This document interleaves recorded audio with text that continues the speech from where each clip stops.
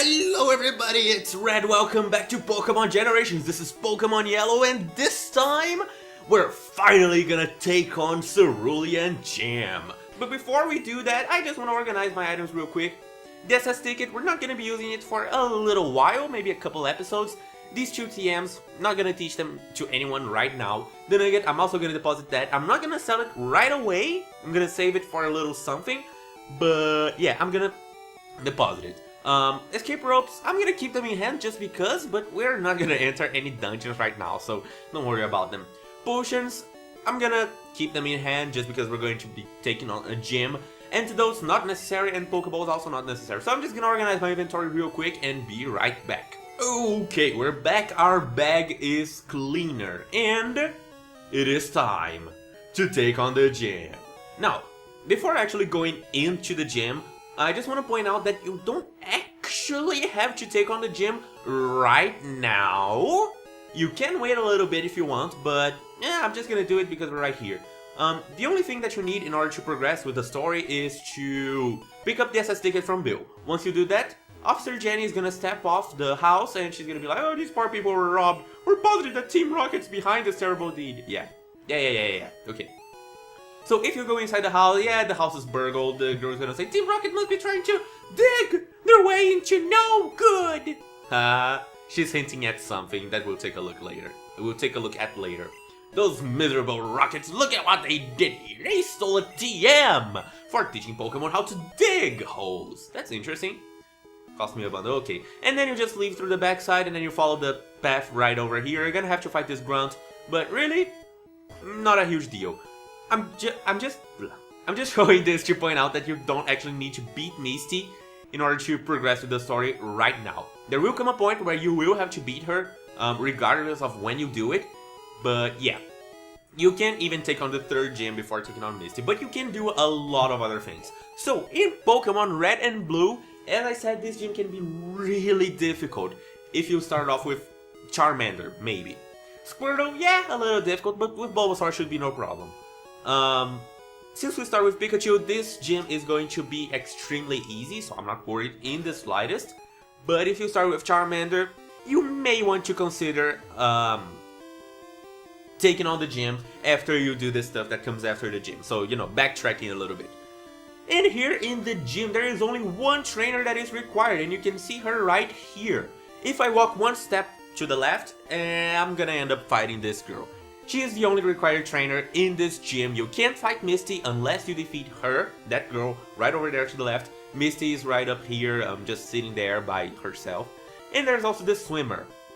I actually want to fight this guy first. I have Alan up front just so he can get some of the experience. And splash! I'm first up, let's do it! Yeah, you can ignore this guy as you saw, I'm just gonna fight him for the experience. Once again, once you defeat the gym leader, you can fight any of the trainers inside the gym. So, of course, I want to fight them all. He's going to start off with Horsey, level 16. The only move it knows is Bubble. Really great. Really great.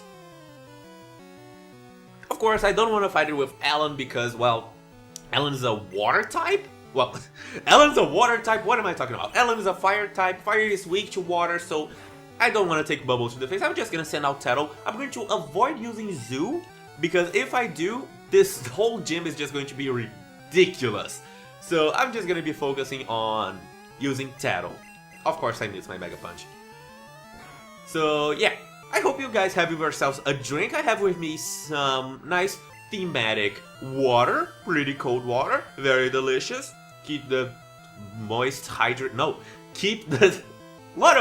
Keep the throat moist and hydrated. Can I hit something, please? So yeah, make sure you have yourselves a drink. Jeez, okay, fine, I'm just gonna double slap. Holy smokes, Tattle. Miss much? Yeah, of course, missing a lot.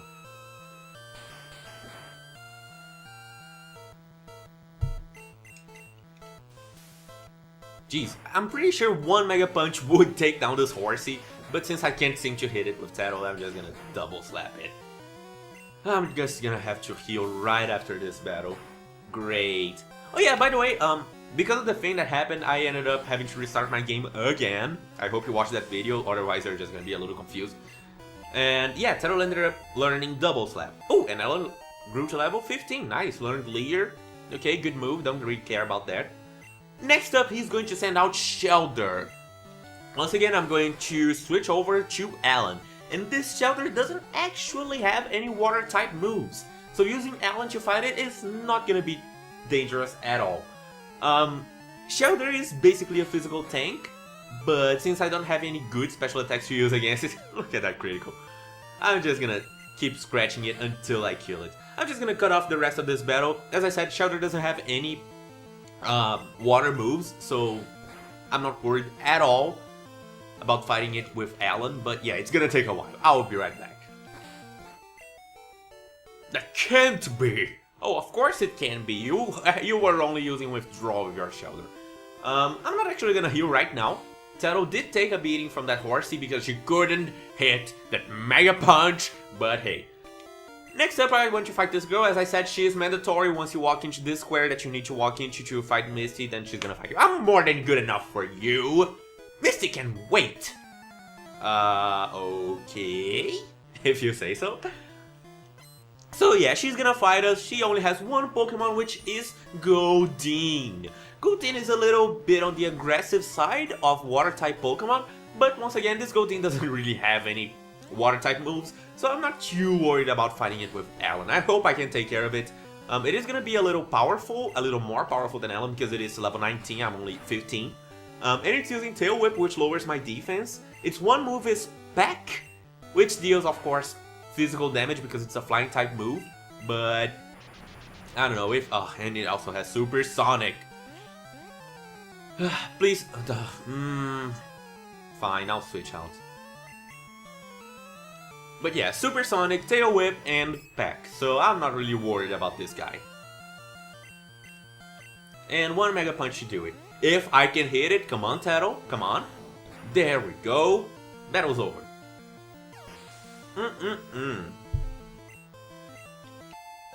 Sweet, level 16, awesome, check this out. Taro gained some experience, Junior Trainer was defeated, yada yada yada, I don't care about that. You overwhelmed me. I know I did. You get some money and Alan is evolving. Yes, at level 16, Charmander is going to evolve into... Charmeleon! We're getting into the good stuff here, baby. Check this out. Charmeleon is just the second form of Charmander. Really, all that happens to it is that it gains a little boost on the stats that it already had, and it will take a couple more levels to learn the moves that Charmander would on earlier levels, that's all. So once again, as I said, Charmander is going to specialize in speed, so of course Charmeleon is going to have high speed. Its attack is also really good, its special is also really good, it is going to turn out as a great mixed attacker.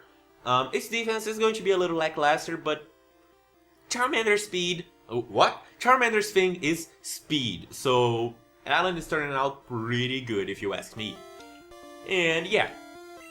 Now I'm just gonna stop by the Pokemon Center real quick. As I said, I want to avoid using Pikachu, so I want to be healed up.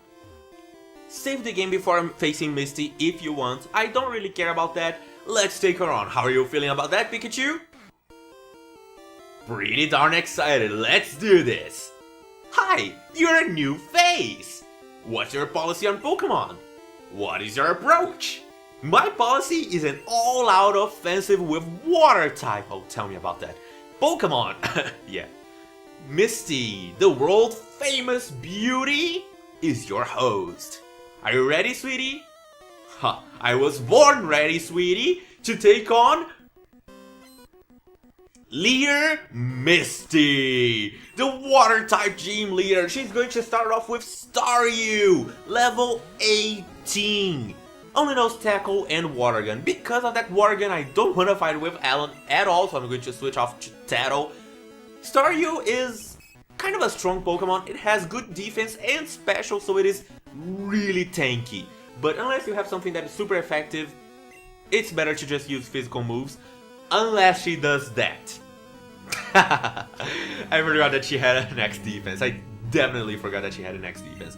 So, yeah, if you have something that's super effective like Pikachu, just use that, no problem at all. But if you don't, physical moves will be more effective because it has a really high special stat. And Staryu's family is also extremely fast. so you're gonna have a really hard time outspeeding it. And once Staryu is down, we're gonna get some experience, yada yada yada. She's going to send out Starmie. I am going to switch out because of course I want Alan to get some experience. Starmie is the evolution of Staryu, level 21. Tackle, Water Gun, Harden, and Bubble Beam. Water Psychic. This thing is dangerous. I'm just saying, this thing is really dangerous. Gotta keep that throat real good. Its main tactic, I guess, is going to be using Harden a couple times and then just overwhelm you with water type moves. It is part psychic, that doesn't really help us at all, but yeah. Once again, just like Starmie, it has really high special, it has good defense and extremely ridiculous speed. Of course, it is a last form Pokemon, so... oh, that's gonna hurt. Yeah. I'm gonna have to use Zoo. It is a last form Pokemon, so it is gonna be a lot more powerful than a lot of things that you're gonna have by this point. But hopefully, I can take it out without major problems. I'm just gonna Thunder Wave here because I don't know if I can take it out right away with Zoo. If it gets a critical hit, which is very likely that it will, I'm gonna be in bad water. So, Thunder Wave, just to be safe, and Thunder Shock away. Yeah, Starmie is really fast. Oh, only that much damage and it was super effective. Harden increases defense, Thunder Shock is special, so yeah, that's just Starmie's power. It is really that powerful. And good, I did it! If I get a critical, okay, good. I thought I would get a critical. And of course, Starmie goes down. Ellen gains some good experience, level 17, okay. Almost up to par with Zoo, that's nice. Zoo gains some nice experience, level 19. Okay, that's good. And we defeated Misty, she is down. I can't believe I lost! Alright, you can have the Cascade badge to show you beat me. Thank you so much, Misty. It was an honor to beat you. The Cascade badge makes all Pokemon up to level 30 obey. That includes even outsiders. As I said, Pokemon that are traded from other games won't obey you unless you have the proper badges to train it. So yeah, funny things will happen in battle if you don't have the badges and they are over leveled, but the Cascade badge is going to increase the level from 20 up to 30. So now you can have Pokemon up to level 30 that are traded. There's more! But wait, there's more! You can now use Cut anytime. You can cut down small bushes to open new paths. You can also have my favorite TM. What is it? TM11, which contains, tell me about it. You're not gonna tell me about TM11? Okay. TM11 teaches Bubble Beam. Use it on an aquatic Pokemon. Okay. Let's see if it's... Yeah, let's see if it's more powerful than Water Gun. Oh yeah, we can't actually see it right here. I don't know if it is... Yeah, Generation 1 doesn't show you how powerful a move is. I'm just gonna take a look at it off screen, like in between episodes, and see if it's worth teaching to Tattle instead of Water. Doesn't she have Water Gun? What am I talking about? I just wanted to add here in editing that I don't know how. My brain just farted that hard. We got the TM for Bubble Beam and I was thinking that we got the TM for Water Gun, so I was questioning why I was gonna teach it to exactly, yeah. So, disregard that. Ugh, stupid potato. She has Water Gun. What am I talking about? Jeez. So yeah, you can also walk around here, around the corners. Not that it makes any difference at all, but yeah, it's there. You can also check the statues, of course. Leader Misty, winning trainers Gary has been here, and now that we've beaten her, Yellow is also in there. You beat Misty. What'd I tell ya? You didn't tell me anything. I didn't talk to you. You and me, kid. We make a pretty darn good team. I have no idea what he's talking about. Whoa, look at Pikachu!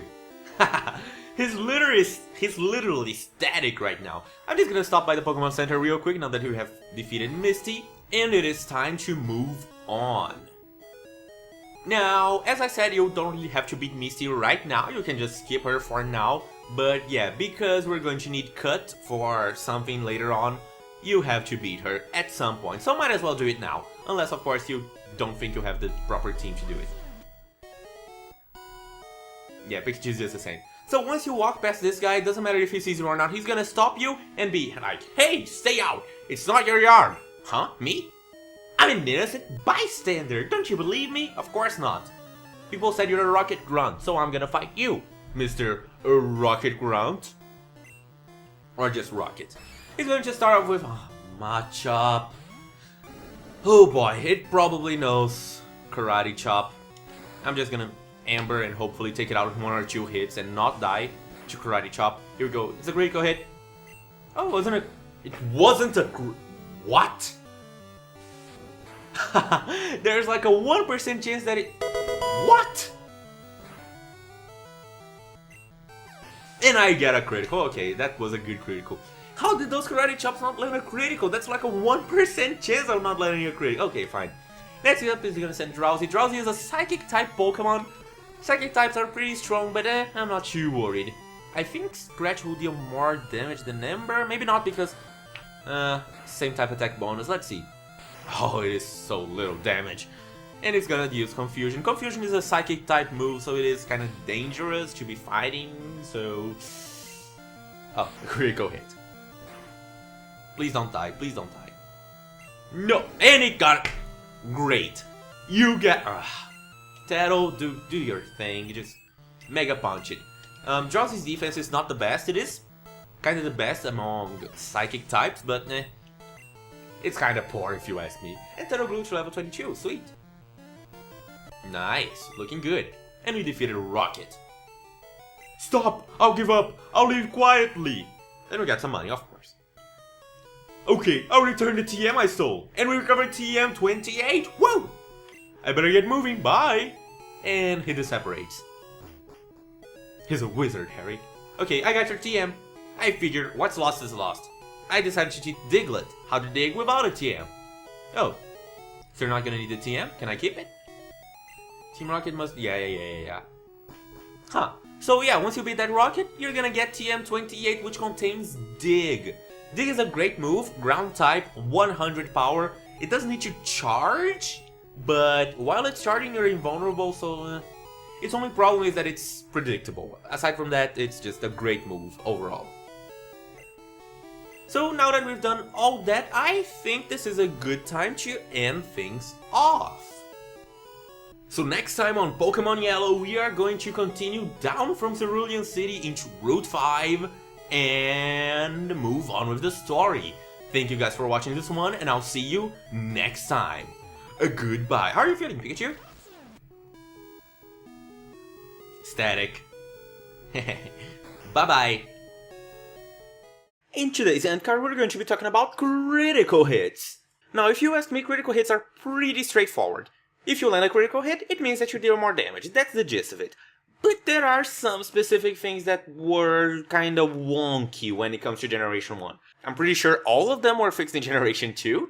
But for Generation 1, things are gonna be a little different. So just remember, everything here, Generation 1 only. Now, the first thing that you should know about critical hits is that it will always ignore all stat modifications that were in effect. This may include anything from items such as X attack, X defense, X special, to moves such as Harden, Growl, Amnesia, or even stat conditions like Burn that will cut your attack stat in half. Any and all of these stat modifications will be ignored by critical hits. Yes, I mean all of them, even the ones that would favor the person who got the critical hit, which is a huge oversight when it comes to programming, but as I said previously, the creators just didn't think too hard about it. They didn't bother bug testing it this deeply into the game's mechanics, but yeah, they had no idea Pokemon would become what it became. So, because that, critical hits will ignore even if you raise your attack, your special, or you lower your opponent's defense. It would be great if your opponent was spamming Harden or something like that, but if you were boosting yourself up or debuffing your opponent, it is just gonna get in your way. The next thing we need to know about critical hits is that the damage it deals is not fixed. It is actually determined by the level of the Pokemon that got the critical hit. Meaning that the lower the Pokemon's level, the lower the bonus damage from a critical hit will be. So for example, if you have a Pokemon that is level, let's say 5, its critical hit is going to be only 1.5 times stronger than a normal hit. However, if your Pokemon is already level 20, it will be 1.8 times. And if your Pokemon is, let's say, level 95, it will be 1.95 times stronger. So it will increase with your Pokemon's level, getting really strong, really powerful at around level 20. Which should be at around the second gym. So honestly, it really doesn't take long until critical hits really become that really powerful and scary thing that you should worry about. So that is basically what critical hits do. They will increase our damage and ignore all stat modifications. The higher the level of your Pokemon, the stronger the critical hit will be. Now, in Generation 1, for some reason, I have no idea why, critical hit chance is based off of speed. Yeah. Basically, fast Pokemon are more likely to get critical hits than slow Pokemon. Slow Pokemon, slow poke. Get it? It was a funny.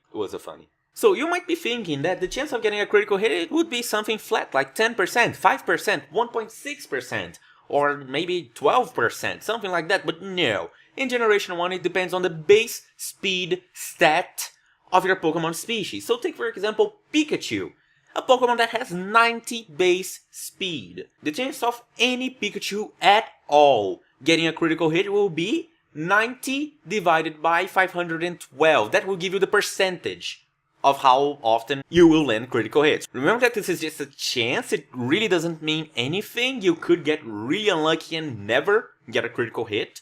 It's just chance, that's how chance works. So what this means is that, yeah, fast Pokemon will land critical hits more often. That's all there is to it. And slow Pokemon will pretty much never land critical hits. Now, in the game, there is this move called Focus Energy. Focus Energy is supposed to increase your chances of getting a critical hit. But because of a programming oversight, a bug was left in where instead of increasing your chance of getting a critical hit, Focus Energy will actually lower your chance of getting a critical hit, dividing it by a further 4. So the chances of you getting a critical hit with Focus Energy is actually the base speed of your Pokemon divided by 2048. Ridiculous, I know, but that's how it went. They just forgot to test it. And yes, this is all valid for the Virtual Console versions as well. The Virtual Console versions are a perfect copy of the original cartridges. So yes, everything here is valid for the Virtual Console. Just like Focus Energy, there's also this item called Dire Hit, which once again was supposed to increase your chances of getting a critical hit, making it 4 times more likely, but yeah, same bug, same thing. Instead of increasing, it actually lowers it by 4. Exactly the same thing as Focus Energy. So if your Pokemon tries to learn Focus Energy, don't teach it, because it will just take up your move space and then it's not gonna do you any good in battle. You're better off using Splash anyway. Actually, you are better off using Splash than Focus Energy, because Focus Energy hinders you while Splash just does nothing. So Splash is better than Focus Energy. And the same goes for Dire Hit. If you pick up any Dire Hits, just sell them. They're not going to do you any good. Never buy them, because once again, they're not going to do you any good. So ignore those two things. Now in the games, there's also this one thing called moves that have a high critical hit ratio. There are a total of 4 moves that have that high critical hit ratio. Now basically what these moves do is that they have a higher chance of inflicting a critical hit. Yeah, they're very straightforward with that description. So those moves are Crab Hammer, which can only be learned by Krabby and Kingler. Karate Chop, which unfortunately is a normal type move in the first generation. I don't know why.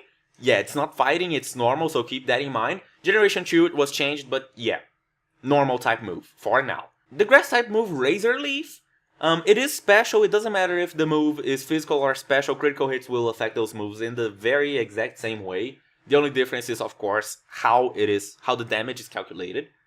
So yeah, Razor Leaf is another one of those. And last one is Slash. Normal type move, high crit chance. Basically, what it does is increase the chance of getting a critical hit by 8 times. So instead of your chance being the base speed divided by 512, your chance of getting a critical hit with those moves is the base speed of a Pokemon divided by 64. It's math, it's very simple. And you might look at this and think, okay, that's cool, so fast Pokemon have a better chance of getting critical hits, but here's the thing. When we're talking about moves with high crit chance, a lot of Pokemon that can learn those moves are extremely fast. Their base speed will be above 64, meaning that you will have a pretty much guaranteed chance of always getting a critical hit with those moves, as long as the Pokemon using that high crit chance move has a higher than 64 base speed. And by base speed, I mean the little stat that I always talk about whenever we meet a new Pokemon in the wild that we can catch. That stat, not the speed stat that you can see on your Pokemon summary, the base speed of the species of Pokemon that you are using. Not the stat, the base. You are pretty much guaranteed to always get a critical hit.